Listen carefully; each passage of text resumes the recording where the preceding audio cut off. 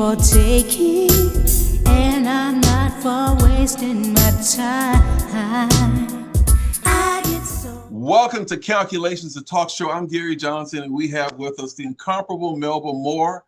How are you doing this morning, Ms. Moore? Very well, fantastic. Thank you for having me again. Oh, man. Ms. Melba, I got to tell you, it's always a pleasure to have you on. And have had the pleasure of interviewing you several times now. And I want to talk about your one-woman show. Let's talk about From Broadway with Love. What's going on? Well, it's going to be appearing, I'm going to be appearing in it at 54 Below on July 9th and 10th, 7 p.m. at 254 West 54th Street, Manhattan. And I'm going to be focusing on my life in the Broadway theater, well, some other theater too. I've done some other things besides just Broadway. I've been requested to include some of the portions of my life that focus on my recording career, but it's going to be primarily a love letter from Broadway, to Broadway from Melba with Love. Okay, because clearly, you know, you're an award-winning Broadway star. You've had R&B hit records, soul records, done gospel. You've done a lot. And so now you've got some new stuff dropping. No Filter, I believe, is the single. And then there's Take Her Picture Down. Do I have that right? You sound like you're scared to say it. A little bit. I mean, I just got. That's what it says. Take Her Picture Down. Yes. Okay, so let's start with No Filter and then talk about Take Her Picture Down. I'm really curious about Take Her Picture. Well, No Filter. Because that's a dance song. I've heard it. I like it. Well, it looks like it's going to be a hit dance song. You know how that is, but and I'll tell you why. It's because it's written and produced by George Pettis, who wrote the music and the keyboardist and the producer of the song. I think one of the instrumentals is Terry Hunter, who's extremely important in the dance music field. It's a house record. Yeah, house music, yeah. And it's just released, so it's just in time for summer. And George and Angela Pettis wrote the lyrics. She's amazing too. I could have written the song myself. She wrote the words that I want to say, you know, live your best life, no regrets. You know, you got better, so give me your best. You know, when you love yourself, you can give the greatest love to somebody else. It's just so positive, but the music is ridiculously beautiful. And if you listen to any part of the record, then they have all of these different areas of me, like ad-libbing, like I thought I was Ella Fitzgerald or something. But the music and the song is just brilliant. Oh no, it had me going. It had me going. So I mean, got a beat and everything, but yes, to get into the little interiors and listen to the different parts and the different voices and the different instruments, it's just an incredible piece of music. So I think they have, I guess for certain DJs, the instrumental version. So you could actually hear without any interference. Right. Just how beautiful the track is. So I'm not patting myself on the back, except for saying yes to George and Angela for writing it for me, you know. But I mean, it could be fabulous. If it wasn't going to be a hit, I guess it wouldn't really matter. But it looks like it's going to be like one of the hits of the summer. I'm going to have a hit dance house music this summer. Oh no, there's no question. That reminds me or makes me want to ask you, in all the songs that you've recorded, have you ever recorded a song where you thought, maybe not so much, but here you are decades later, you go to your shows and it's like one of the most requested songs? Is there any song that stands out? I never had that thought about the songs that have been hits for me because there were songwriters. Well, first of all, like one of the first ones was This Is It. It was my first dance hit. It was written by Van McCoy. How he gonna make a failure? That's true. By himself, he issued in the disco era with the disco hustle by himself. That's right. No question. So I didn't have any doubts about that. One of the other ones was, this wasn't a dance hit, but the song Falling was written for me by Gene McFadden.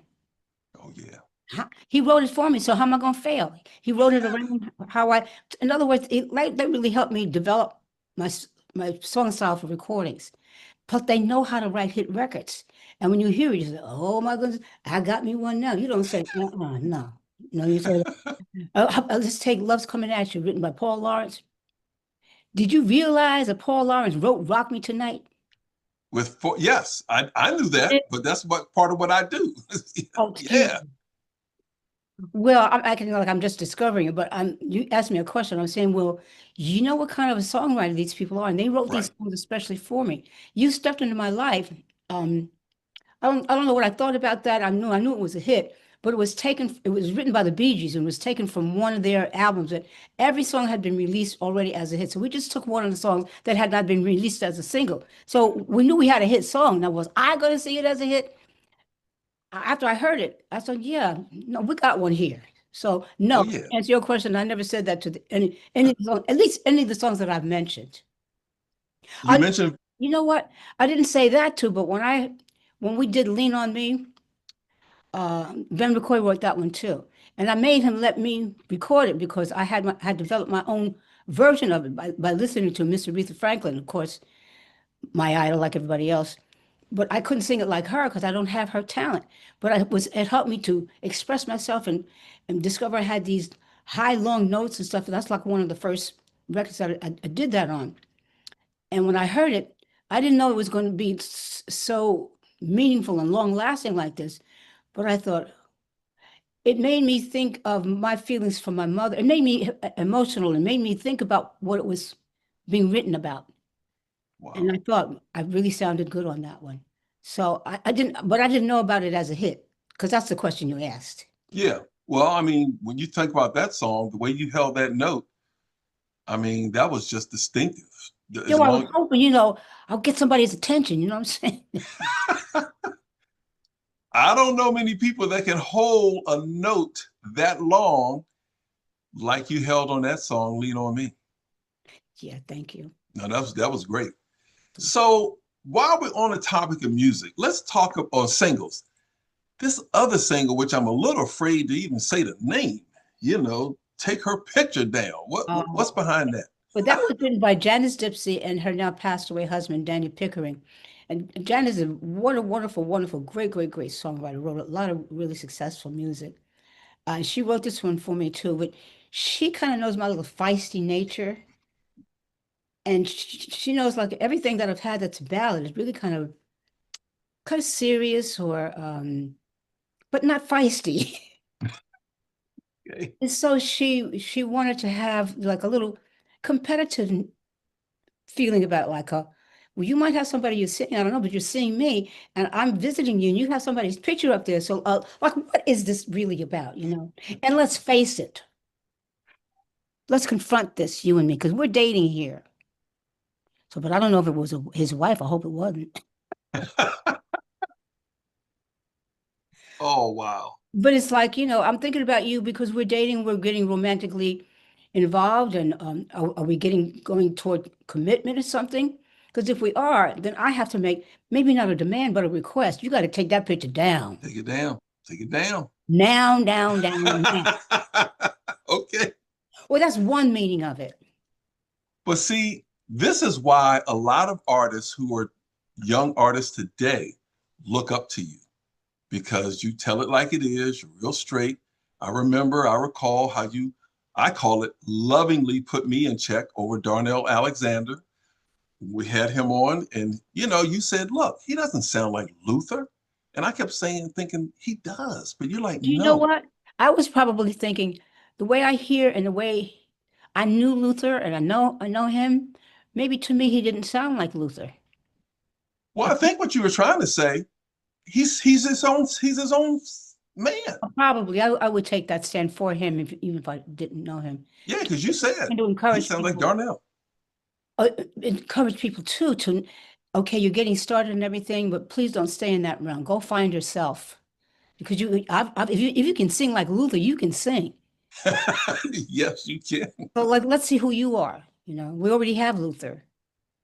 And that's what I think. That's what I took from it. You Oh, know, that yeah, we I got wasn't Luther, trying to but put nobody in check, please. Okay. okay. Well, I call it lovingly. You put me away, Oh, but okay. that's good. All right. All right. I loved it, quite honestly, because I never forgot that he is his own person. Okay. So, but no, there are a lot of young people that look up to you, and they've seen you, they've heard you.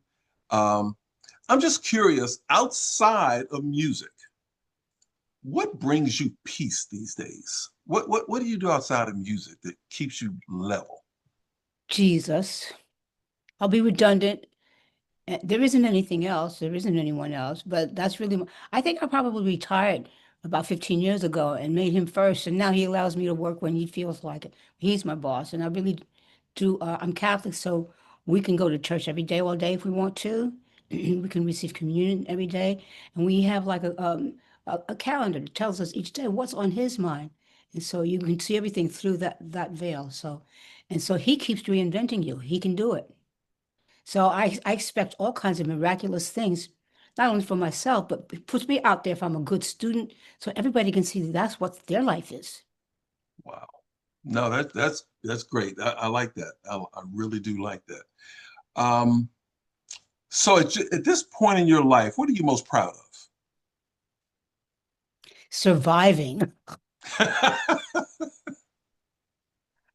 Golly. Yeah, I mean, because it's not easy. Just I think about like as a singer, I'm really glad I'm a singer because everything affects your throat that you do, you breathe, that you eat, who you're around, what you think about. And so and doing that and trying not to get overweight or uh, do things that are going to make me lose my voice or get sick. I mean, I've been prone to respiratory illnesses.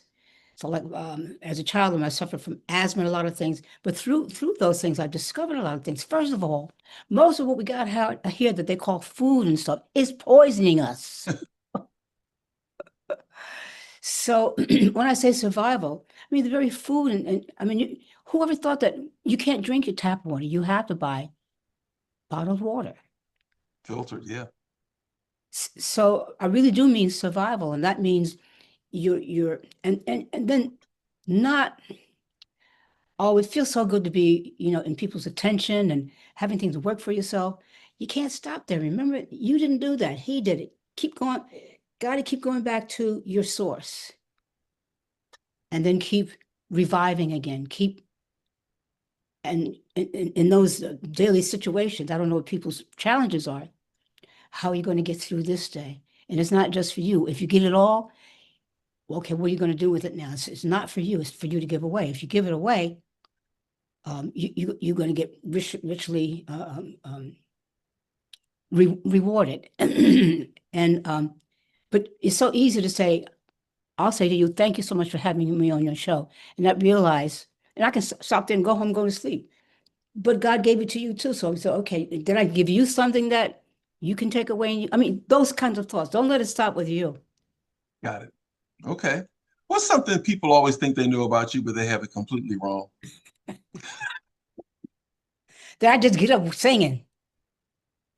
Oh, wow.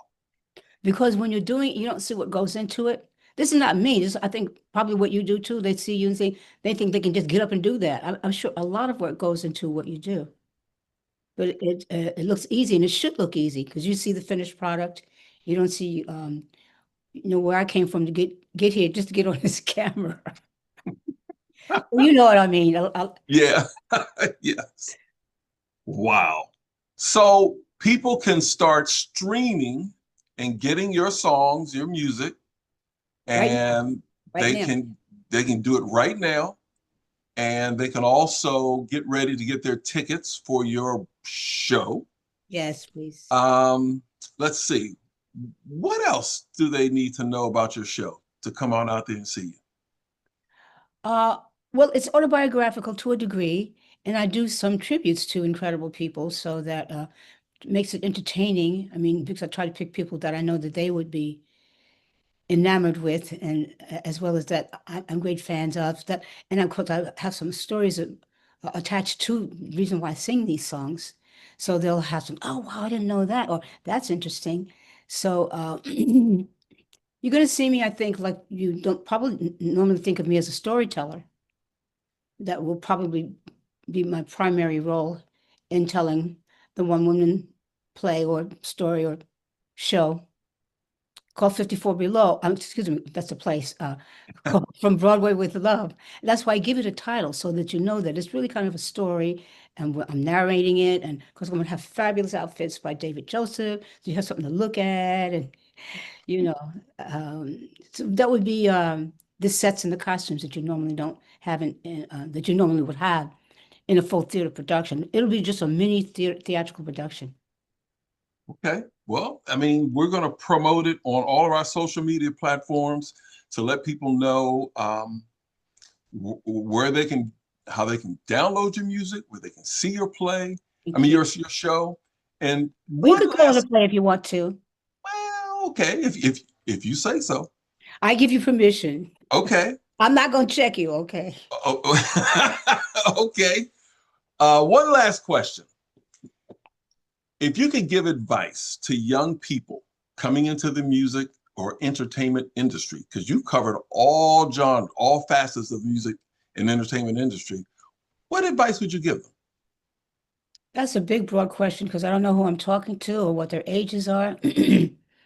um, Keep your eyes and ears open. Try to see from people's response to you who you are, so you can kind of figure out maybe what direction you should try. And of course, listen to all the artists and musicians and things around you to get an idea of what the community is like.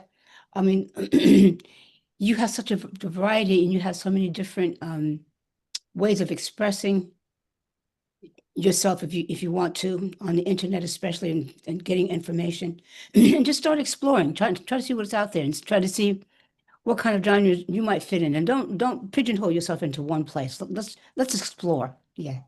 Okay. Do you think people nowadays, with the advent of social media and the internet, have more options than? Absolutely. Okay. Absolutely, no Yeah. doubt. So I'm saying, if you're starting, just start to explore. Even if you're not, explore again and see, because things keep changing. And then if you have a serious desire and urging in your, see if you can get some kind of training at it, or get up and just go try doing. If you can't get that, don't let that stop you. Try to figure out some place to go start doing it. Don't worry about the pay yet. But then learn about the financial structure of everything, because you have to have a roof over your head. You have to eat. You have, find out the financial structure of things. Yeah. Got it. Ladies and gentlemen, Ms. Melba Moore, the show is From Broadway with Love at 54 Below. We will be promoting it. Ms. Moore, as always, thank you very much for being on the show. Thank you for having me. All right.